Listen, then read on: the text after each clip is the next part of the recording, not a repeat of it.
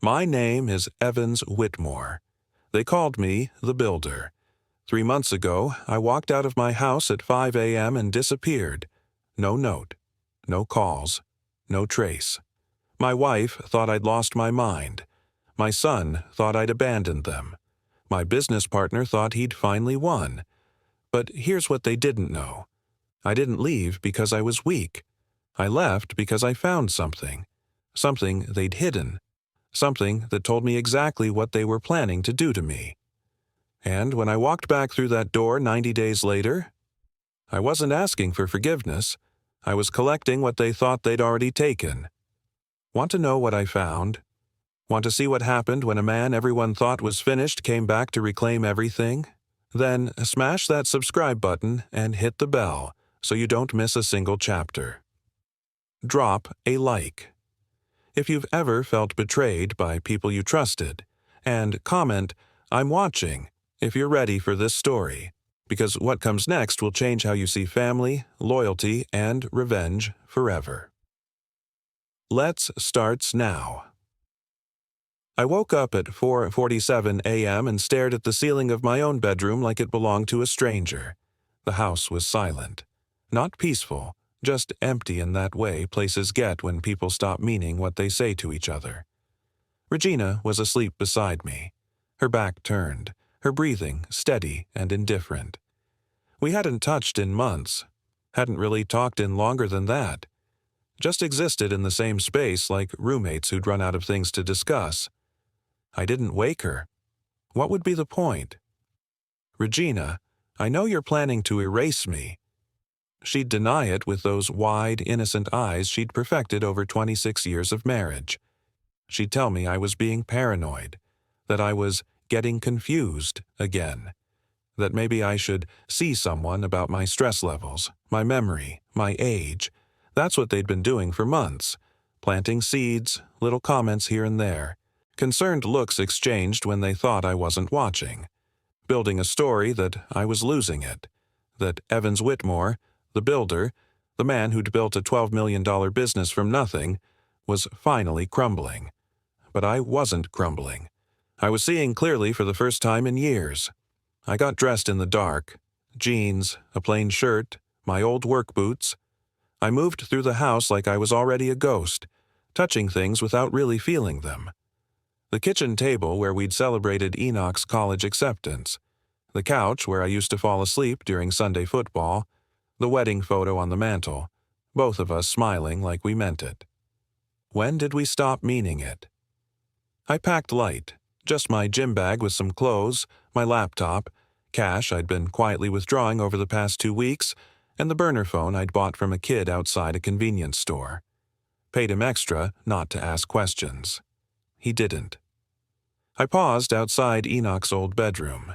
He was 35 now, hadn't lived here in over a decade, but Regina kept his room exactly the same, like a museum, like he might come back and be 17 again, needing us, depending on us, loving us without conditions.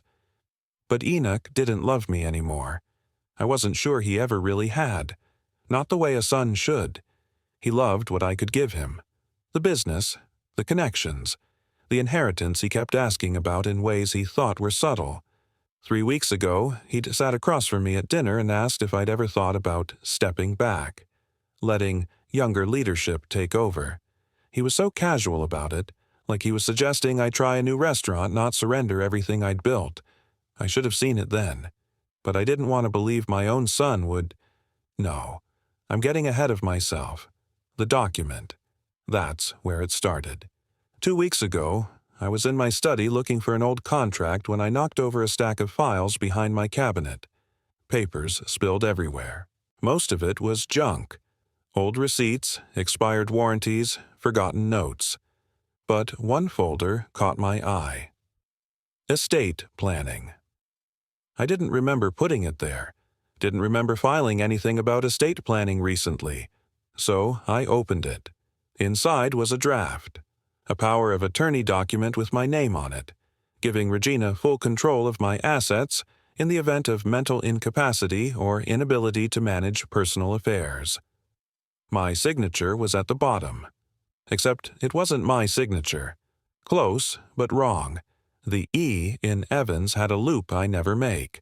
The W in Whitmore was too sharp, too perfect. Someone had practiced it, gotten it close enough that most people wouldn't question it. But I questioned it, because I never signed it. Underneath were emails, printed out, between Regina and Yasmin, her attorney friend, the one she'd been spending so much time with lately, the one who kept talking about protecting your future and securing what you deserve. The emails were casual, almost friendly, planning lunches, sharing recipes, but buried in the middle of one, like it was nothing.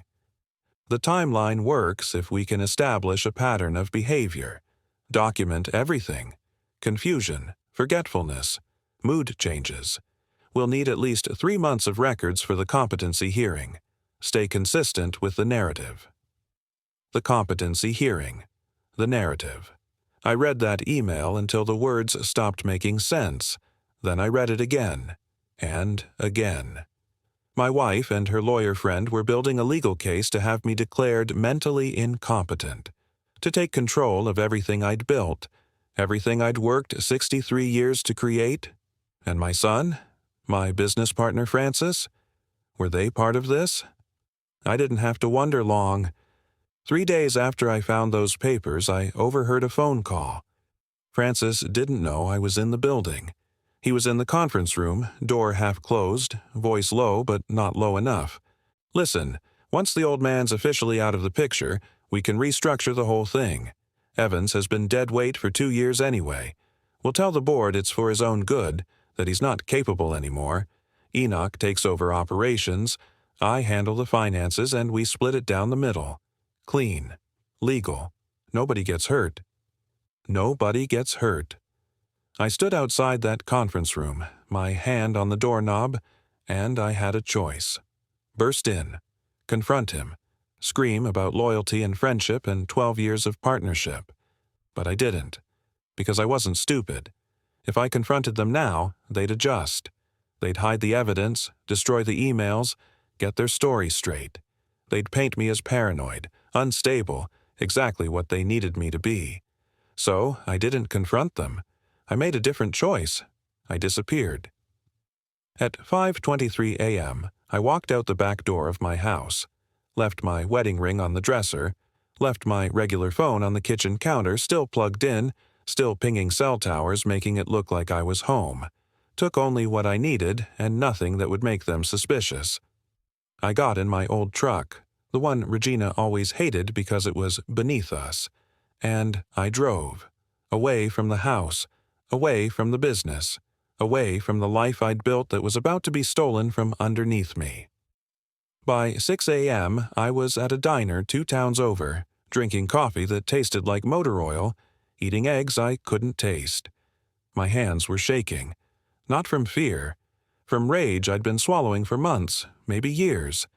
I'd rented an apartment 3 days earlier under my middle name, Michael Evans, paid cash. Gave a story about being recently divorced and needing space to clear my head. The landlord didn't care. He just wanted his money. That's where I was headed. To a tiny 1-bedroom apartment that smelled like someone else's cigarettes, with furniture that didn't belong to me, in a part of town where nobody knew Evans Whitmore, the builder. I was about to become nobody, and that was exactly what I needed to be. Because while I was gone, they'd show their hand. They'd move forward with their plans. They'd say things they thought I'd never hear, do things they thought I'd never see.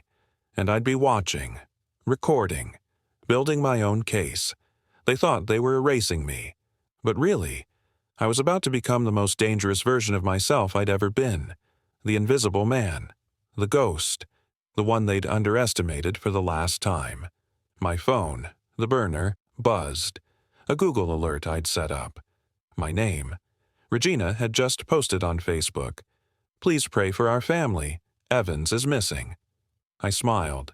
Not because it was funny, because it was starting. They wanted me gone? Fine. I'd give them exactly what they wanted. And when I came back, they'd wish I'd stayed disappeared.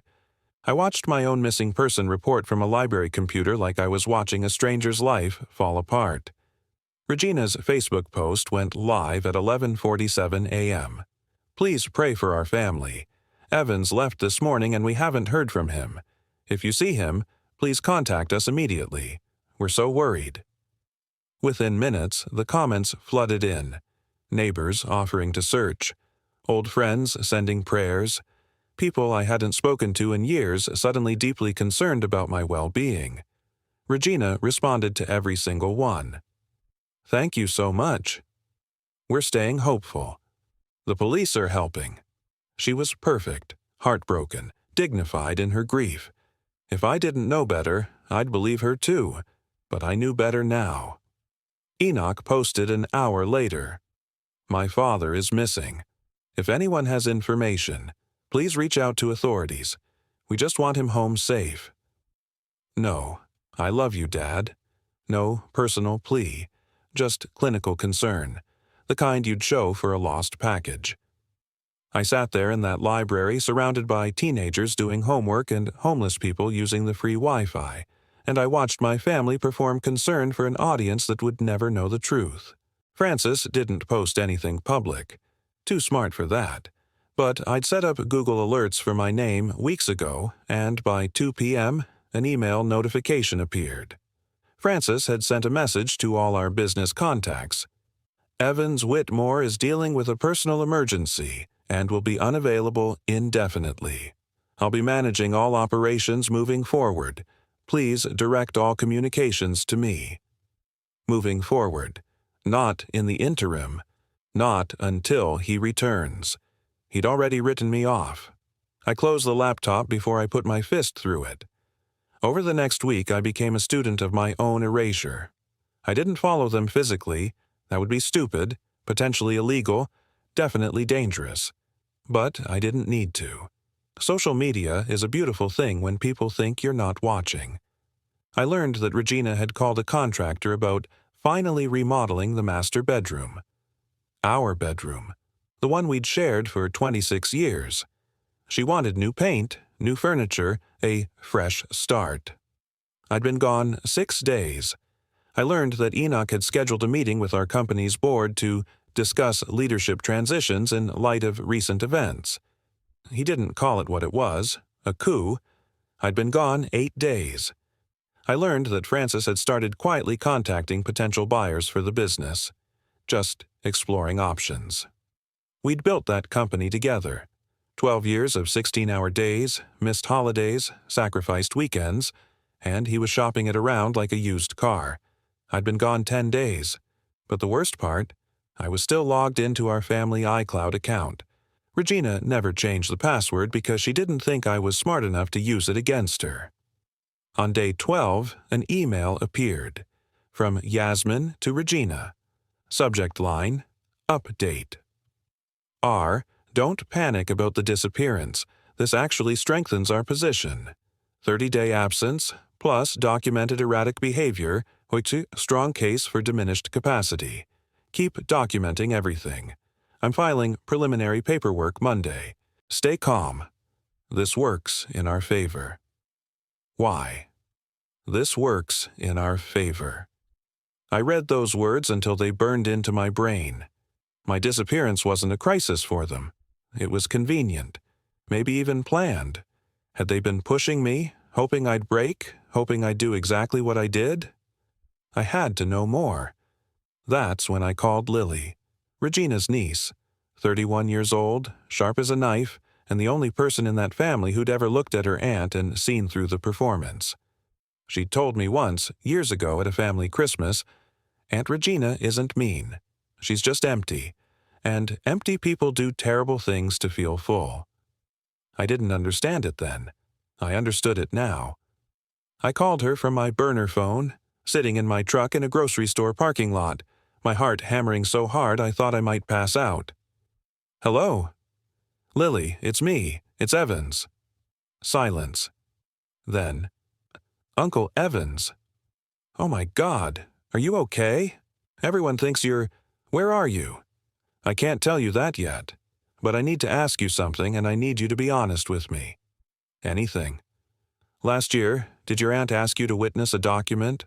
Something legal? Another pause. Longer this time.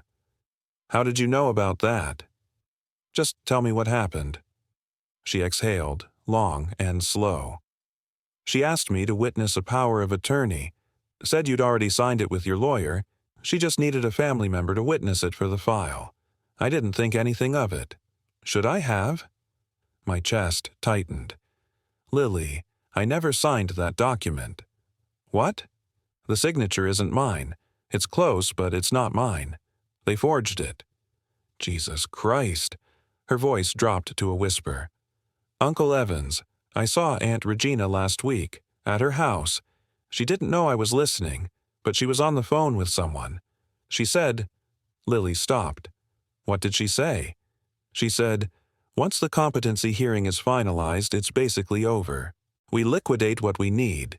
Enoch takes control, and I finally get to live my life without playing babysitter to a man who should have retired 5 years ago. The truck suddenly felt too small, too hot. I rolled down the window, gasping for air. Uncle Evans, are you there? I'm here. I should have told you sooner. I'm so sorry. I don't know what I thought, that I'd misheard, that there was some explanation. There is an explanation, I said, my voice steadier than I felt. Your aunt, my son, and my business partner are trying to steal everything I've built, and they're using the legal system to do it. What are you going to do? I looked at my reflection in the rearview mirror. I looked older than I had a month ago. Tired, worn down, but my eyes were clear. I'm going to let them think they've won, I said. I'm going to stay gone long enough for them to show me exactly who they are. And then I'm coming back. Not as the man they pushed out, as someone they never saw coming. Do you need help? Yes, but it's going to be dangerous. They can't know you're helping me. I don't care, Lily said, and there was steel in her voice. That woman raised me for 3 years when my parents died. I owed her everything. But what she's doing to you, I don't owe her this.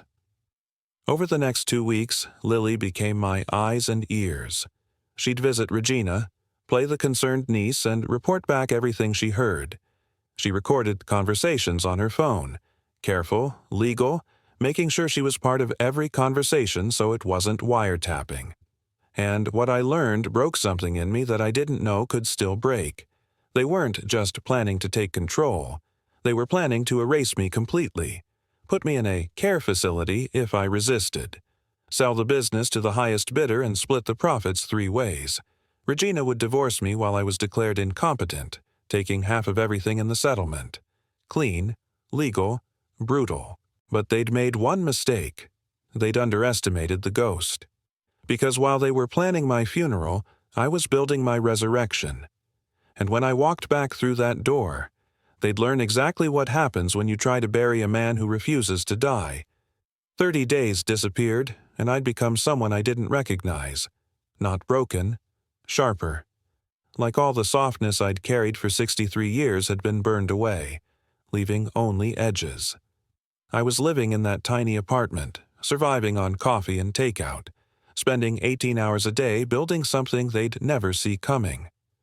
My laptop was always open, files scattered across the small kitchen table, documents, recordings, bank statements, emails I'd recovered from our shared cloud that Regina still didn't know I could access. Every morning, I woke up with one thought. What did they do yesterday? And every morning, Lily told me, she'd become my lifeline, my spy, my only proof that I wasn't crazy, that this was really happening. She visited Regina twice a week, played the concerned niece, asked gentle questions, and recorded everything on her phone. On day 32, she sent me an audio file with 3 words attached. You need to hear this. I sat on the edge of my bed in that apartment and pressed play. Regina's voice, clear as crystal. Yasmin says we're almost there. Another 2 weeks and we can file the competency petition. The judge she's worked with before is sympathetic to cases like this. Older men, declining mental state, family trying to protect them from themselves. It's basically a formality once we present the evidence. Another voice. Enoch, my son. What if he comes back before then? Regina laughed, actually laughed. Then we adjust the timeline. But honestly, I don't think he's coming back. I think he finally realized nobody wanted him around and did us all a favor. Either way, we win. If he's gone, we declare him missing and incompetent. If he comes back, we have 3 doctors ready to testify about his declining mental state. Yasmin has been coaching me on what to say. We've documented everything. Enoch again. And Francis is okay with all this? Francis is motivated. He's bleeding money from that investment property deal that went south. He needs this buyout. We all do. Your father has been holding on to this business like it's his identity instead of just an asset. It's time for younger people to take over. People who actually understand modern business. He built that business from nothing, Mom. And now it's time for him to let it go, one way or another. The recording ended. I sat there in the silence of that apartment, staring at the wall, and something inside me went completely cold. This wasn't just about money.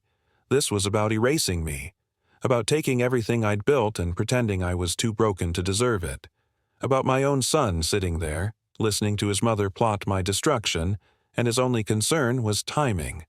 Not, should we do this? Just, what if he comes back? I called Lily.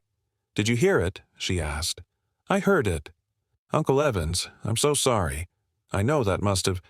Don't apologize. You gave me exactly what I needed. My voice was steady, mechanical. Now, I need you to do something else. Anything. I need you to get me the names of those 3 doctors Regina mentioned, and I need you to find out which judge Yasmin is planning to use. How am I supposed to... Regina trusts you. Tell her you're worried about me, too. Tell her you want to help. Ask her what the process looks like, what steps they're taking. She'll tell you because she thinks you're on her side.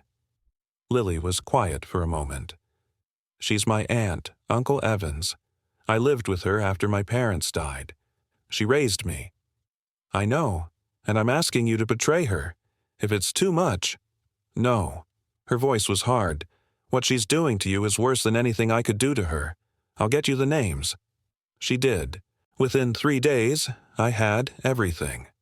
Dr. Patricia Hendricks, a psychiatrist Regina had seen twice for consultations about a family member showing signs of cognitive decline. She'd never met me. Her diagnosis would be based entirely on Regina's descriptions. Dr. Michael Torres, Enoch's friend from college who owed him a favor and would sign off on whatever evaluation they needed. Dr. Sarah Chen, a legitimate geriatric specialist, but one who'd been fed a narrative about a man in his 60s showing concerning behavioral changes, memory lapses, and erratic decision-making. And the judge? Honorable Catherine Brennan, 58 years old, history of ruling in favor of families seeking conservatorships over elderly relatives. Yasmin had appeared before her a dozen times. They'd built an entire ecosystem designed to erase me. But they'd forgotten one thing. I was still alive, still thinking, still capable of fighting back. I hired my own team. A forensic accountant named Marcus who'd worked with me years ago before Francis pushed him out of a deal. A lawyer named Grace who specialized in elder abuse cases and hated incompetency fraud. A private investigator named James who could dig up information people thought they'd buried. I gave them everything. The forged power of attorney, the emails between Regina and Yasmin, the recordings Lily had made, the bank statements showing Francis's failed investments and sudden desperate need for cash. "This is ugly," Grace said when we met in her office. "Your wife, your son, your business partner, they're building a legal trap. But here's the good news. They're sloppy, overconfident. They think you're not going to fight back." "I'm not fighting back," I said. "Not yet." She frowned. "What do you mean?" "I mean, I'm going to let them file their petition. Let them present their case. Let them think they've won. Evans, if they get that conservatorship approved, they won't. Because I'm going to walk into that courtroom very much alive, very much competent, with evidence of fraud, forgery, and conspiracy. and I'm going to watch their case collapse in real time." Marcus, the accountant, leaned forward. "You want them to incriminate themselves publicly." "Exactly." Grace whistled low. "That's risky. If something goes wrong, if the judge rules before you can present your evidence—" "Then I lose everything," I said. "But if I confront them now, they'll destroy evidence. They'll get their stories straight. They'll paint me as paranoid and unstable, and some judge somewhere might believe them. But if I let them commit fraud in open court, there's no coming back from that." James, the investigator, grinned. "You're not just getting revenge. You're getting justice." "I'm getting both." Over the next 3 weeks, I prepared. I met with doctors of my own, real ones who evaluated me and documented my perfect cognitive function. I gathered financial records proving Francis's desperation and history of questionable deals. I worked with Grace to build a legal strategy that would demolish their case while protecting me from any blowback. And I waited. On day 68 of my disappearance, Lily called. "They filed it," she said. "The competency petition. The hearing is scheduled for next Tuesday." "Good." "Uncle Evans, are you sure about this? Once you show up, there's no going back. This is going to destroy your family." I looked around my tiny apartment, at the life I'd been living for 2 months, hidden, erased, invisible. "Lily," I said quietly, "they destroyed my family the moment they decided I was worth more gone than present. I'm just making sure everyone knows it."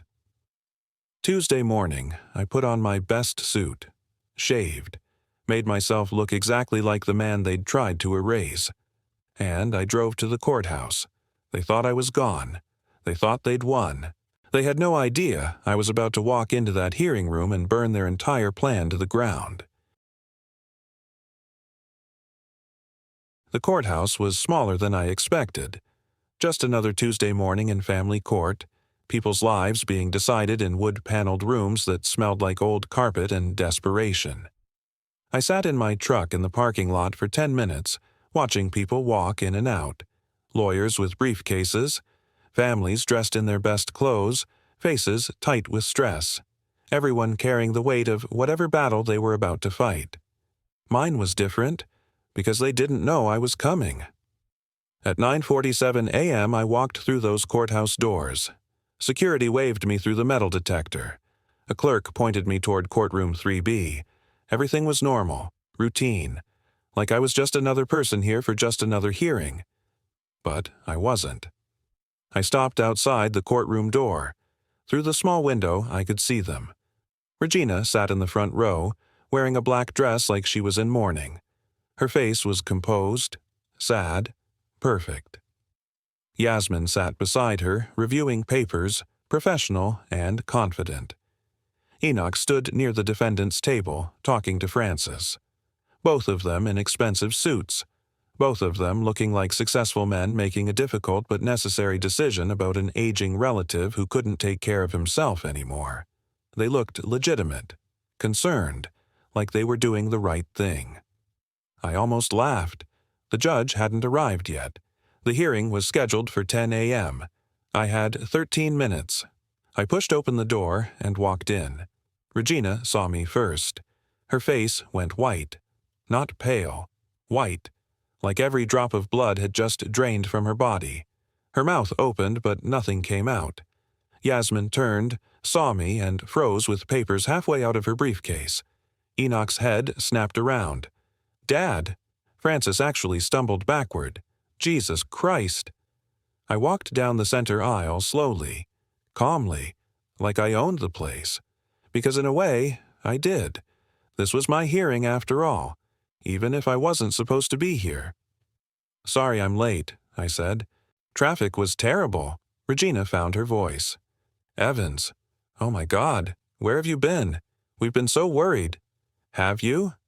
I stopped about 10 feet from them, close enough to see their faces clearly, far enough to stay safe.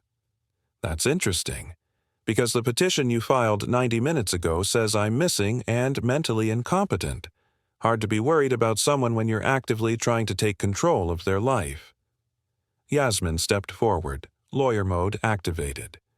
Mr. Whitmore, I understand you're upset, but this proceeding is about ensuring you receive proper care. Proper care? I smiled. It wasn't a nice smile. Is that what we're calling fraud now? I don't know what you think you know. I know everything, Yasmin. The forged power of attorney, the emails about establishing a pattern of behavior, the 3 doctors who've never met me but are ready to testify I'm incompetent, the judge you specifically requested because she's sympathetic to these cases. I looked at each of them.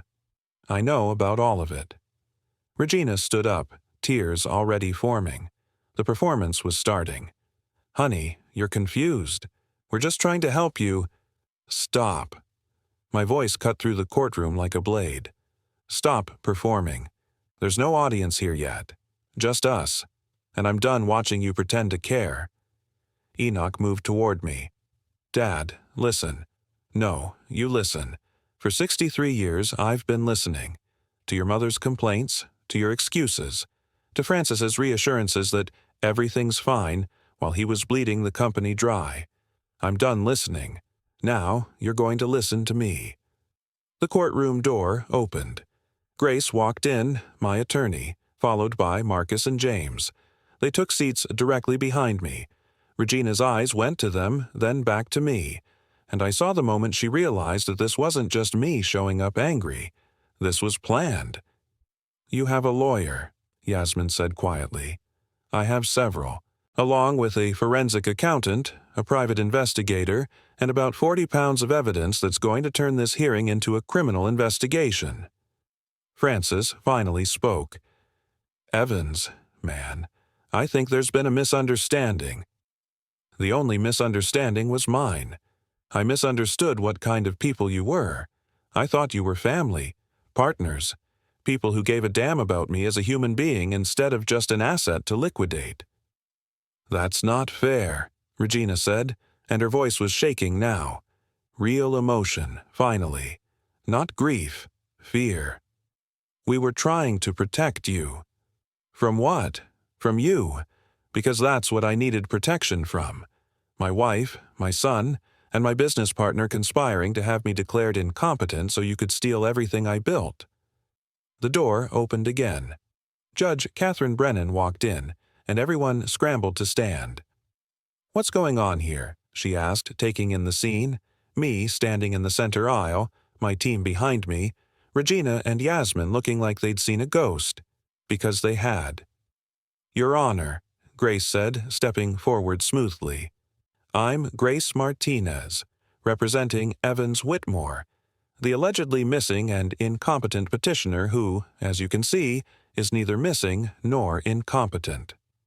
Judge Brennan looked at me, then at Regina, then at the papers in front of her. Someone want to explain what's happening? I'd be happy to, Your Honor, I said. My wife, my son, and my business partner filed a petition to have me declared mentally incompetent and assigned conservatorship to my wife. The problem is, I'm standing right here, fully competent, and I have evidence that this entire proceeding is based on fraud, forgery, and conspiracy. Yasmin tried to recover. Your Honor, Mr. Whitmore has been missing for over 2 months. His sudden appearance doesn't negate the documented concerns about his mental state. I wasn't missing, I said calmly. I left. There's a difference. And I left because I discovered that my wife had forged my signature on a power of attorney document and was working with you to build a legal case to erase me. Regina was crying now. Real tears. Evans, please. Your Honor, Grace said, we have evidence that Mrs. Whitmore, her attorney, Ms. Yasmin Clark, and Mr. Francis Holloway conspired to forge legal documents, make false statements to medical professionals, and file a fraudulent competency petition. We're requesting this hearing be postponed while we present this evidence to the district attorney's office. Judge Brennan looked at Yasmin. Ms. Clark. Yasmin's face was stone. She knew exactly how bad this was. Your Honor, I'd like to request a recess to review. Denied, Judge Brennan said coldly. Mr. Whitmore, you'll have your hearing, but it won't be the one they planned. She looked at Regina, and there was no sympathy in her eyes now. You filed a petition claiming your husband was missing and incompetent. He's clearly neither. That's perjury at minimum. Bailiff, I want statements from everyone involved. I turned to Regina. She was staring at me like I was a stranger. You didn't have to do this, she whispered. We could have talked. We did talk, I said quietly. For 26 years. And you stopped listening 25 years ago. This isn't revenge, Regina. This is me refusing to disappear just because you wanted me to. I looked at Enoch. He wouldn't meet my eyes. I loved you more than anything I ever built, I said. But you looked at me and saw a paycheck. That's on you, son, not me. Then I walked out of that courtroom with my head up, my team behind me, and the sound of my wife crying echoing off those wood-paneled walls. They wanted me gone. I gave them exactly what they deserved instead. The truth. The district attorney's office called me 3 days after the courthouse. Mr. Whitmore, we've reviewed the evidence your attorney submitted. We'd like to discuss next steps. Next steps. Legal speak for, do you want to destroy these people or not? I sat in that tiny apartment. I still hadn't gone home, couldn't bear to yet, and I thought about what I actually wanted. Prison time for Regina? Watching my wife of 26 years led away in handcuffs? Criminal charges for Enoch? My son with a record that would follow him forever? Francis losing everything just like he'd planned for me? The old Evans would have said no, would have found a way to forgive, to make peace, to keep the family together at any cost. But I wasn't the old Evans anymore. I want to meet with them first, I told the DA. All 3 of them, with you present, before any charges are filed. That's unusual. So is having your family try to erase you, set it up. The meeting happened in a conference room at the DA's office. Gray walls, fluorescent lights, a table that had seen 1,000 confessions. Regina arrived first with Yasmin, though Yasmin wasn't her lawyer anymore. She'd been forced to withdraw when the ethics complaint landed. Regina looked smaller than I remembered, older. Her eyes were red from crying, but I couldn't tell if the tears were for me or for herself. Enoch came alone. He wouldn't look at me, just stared at the table like answers were written in the wood grain. Francis was last, accompanied by his own attorney. He'd aged 10 years in 3 days. The cocky confidence was gone, replaced by something that looked like actual fear. The DA, a woman named Patricia Rodriguez, sat at the head of the table. My attorney Grace sat beside me. Everyone else filled in around us like we were about to negotiate a hostage situation. In a way, we were. Mr. Whitmore has evidence of fraud, conspiracy, and attempted financial exploitation, Patricia said, her voice clinical. Forged documents, false statements to medical professionals, a coordinated effort to have him declared incompetent for financial gain. These are serious felonies. Regina's lawyer started to speak, but Patricia held up a hand. However, Mr. Whitmore has requested this meeting before we proceed with charges, so I'm going to let him speak. Every eye in the room turned to me. I looked at Regina first. Why? She blinked. What? Why wasn't I enough? 26 years of marriage. I gave you everything you asked for. The house, the lifestyle, the freedom to do whatever you wanted. What did I do that made you hate me enough to do this? Her lip trembled. I didn't hate you. Then what was it? Silence. Then, so quietly I almost didn't hear it. I felt invisible. I laughed, couldn't help it. You felt invisible? You. You were always working, building. The business was your whole life. I was just there. The wife. The accessory. I stopped being a person to you years ago. She wiped her eyes. Yasmin made me feel seen again. She told me I deserved more, that I'd earned it. So you decided to steal it. I thought. She shook her head. I don't know what I thought. That you wouldn't notice, that you didn't care anymore, that maybe you'd even be relieved. I turned to Enoch. And you? He finally looked at me. His eyes were haunted. I could never be you. No matter what I did, how hard I worked, I was always Evans Whitmore's son. Never just Enoch, never enough on my own. So you tried to take what I built instead of building something yourself. I thought if I could run the company, prove I could do it without you. He swallowed hard. I thought you'd finally be proud of me. By declaring me incompetent? By erasing me? I didn't think of it like that. Mom and Francis said it was the best way to transition leadership, that you'd be taken care of, that it was for your own good. I looked at Francis. And you? What's your excuse? He met my eyes, and for the first time I saw real shame there. The property deal fell through. I was leveraged to my neck. I needed cash, and the business was the only asset worth anything. He paused. I convinced myself you were checked out anyway, that you'd been phoning it in for months, that we were doing you a favor. A favor. I was desperate, Evans. People do terrible things when they're desperate. Yeah, I said quietly. They do. Patricia leaned forward. Mr. Whitmore, what do you want? I took a breath. This was it. The moment where I chose who I was going to be. I want Francis charged. Fraud, conspiracy, all of it. He's not family. He was my partner, and he betrayed that for money. Let him face the consequences. Francis's face went gray, but he nodded, like he'd been expecting it. As for Regina and Enoch, I looked at them both. I'm not pressing criminal charges. Regina gasped. Evans! But, I continued, you're going to sign papers. Regina, you get the house and nothing else. No alimony, no split of assets. You wanted to be free of me? You're free. Enoch, you're out of the business entirely. No shares, no position, no inheritance from that part of my life. You wanted to prove you could build something? Go build it. Dad, please, I'm not done. You're both going to sign affidavits detailing exactly what you did. Full confessions. They'll be held by my attorney. If either of you ever tries to contact me, come after me legally, or says one word against me publicly, those affidavits go to the DA and we revisit the criminal charges. Understood? Enoch was crying now. Actually crying. I'm so sorry, Dad. I never wanted... I don't care what you wanted, I care what you did. And what you did was try to erase your father because it was convenient. I stood up. You're both free to go. Francis, you'll be hearing from the DA. The rest of you?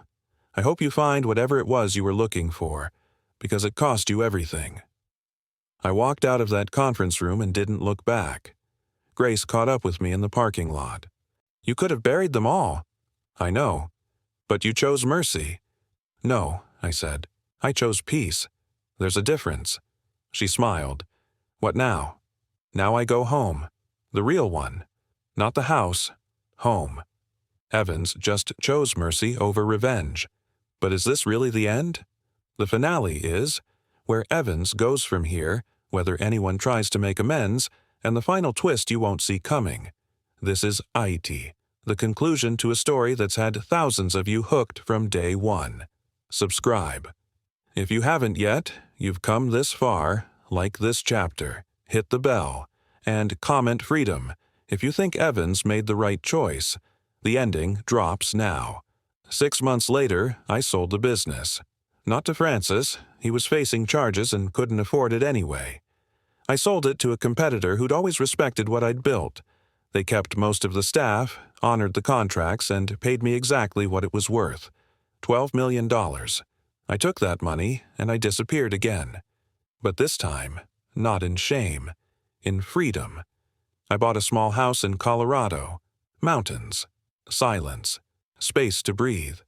I spent my days hiking, reading books I'd been meaning to read for 20 years, and learning how to just exist without building something. It was harder than I expected. 63 years of defining myself by what I created, and suddenly I had to figure out who I was without it.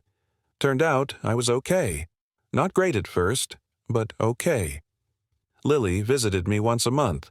She'd finished her master's degree and started her own consulting firm. Watching her build something from nothing, with integrity and fire, it was the closest thing to pride I'd felt in years. "Have you heard from them?" she asked one afternoon, sitting on my porch with coffee. "No." "Do you want to?" I thought about it. Really thought about it. "No," I said finally. "Maybe that makes me cold. But I gave them 26 years and 35 years of my life. They don't get any more." "That doesn't make you cold. That makes you smart." Regina kept the house. Last I heard, she was dating someone new, someone closer to her age, who apparently understood her. Good. I hoped he made her happy. I hoped she'd learned something. I doubted it, but I hoped. Francis took a plea deal. 3 years probation, restitution, community service. His reputation was destroyed. His career was over. I didn't feel good about it, but I didn't feel bad either. Some lessons cost everything to learn. And Enoch. 4 months after everything fell apart, he sent me a letter. I almost threw it away without reading it. But I didn't. "Dad, I know you don't want to hear from me. I'm writing this anyway because I need you to know something, even if you never respond. I was wrong. Not just about the business. About everything. I spent my whole life resenting you for being successful instead of trying to understand what it took to build what you built. I thought taking it from you would make me feel like I'd finally measured up. It just made me feel empty. I'm working at a startup now, entry level, making barely enough to cover rent, learning what you tried to teach me years ago, that nothing worth having comes easy, that shortcuts destroy you. I'm not asking for forgiveness. I don't deserve it. I'm just asking you to know that I finally understand. You weren't my obstacle. You were my example. And I was too stupid and proud to see it. I hope you're happy, wherever you are. You deserve to be. Enoch. I read that letter 3 times. Then I put it in a drawer and went for a walk. Did I forgive him? I don't know. Maybe someday. Maybe never. But I read the letter again a week later, and again a month after that. People ask me if it was worth it. Walking away, coming back, fighting for my dignity instead of just letting them win. And I tell them the truth. I didn't do it to win. I did it to stop losing. For 63 years I'd been building things for other people. A business for clients, a life for my wife, a legacy for my son. Somewhere along the way, I forgot to build something for myself. Peace, dignity, the right to exist on my own terms. They thought I'd left for good, and in a way, I had. The man who walked out that door was broken, invisible, erased. The man who walked back in, he knew exactly who he was. And the man sitting on this porch right now, watching the sun set over mountains I own, in a house nobody can take from me, he's free.